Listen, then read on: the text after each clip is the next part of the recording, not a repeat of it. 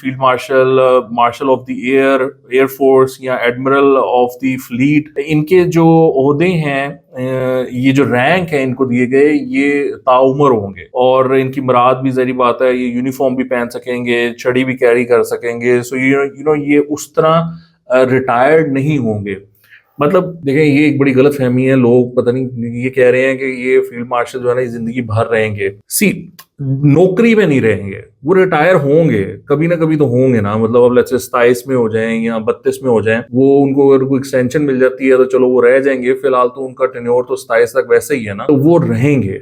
वो वहां पर रहेंगे, वो इस तरह वो नहीं वो नहीं जाएंगे। लेकिन जब वो रिटायर हो जाएंगे तो वो रिटायर हो जाएंगे। लेकिन जो उनका एक वो उनके साथ रैंक लगा हुआ है फील्ड मार्शल का और उससे रिलेटेड जो मराहत हैं वो उनके पास रहेंगी। यानी अगर कल को वो किसी फंक्शन में आते हैं तो ही would come as wearing the uniform of field marshal. समझ रहे हैं आप? तो ये और मराहत हैं जो वो उनको मिलती रहेंगी।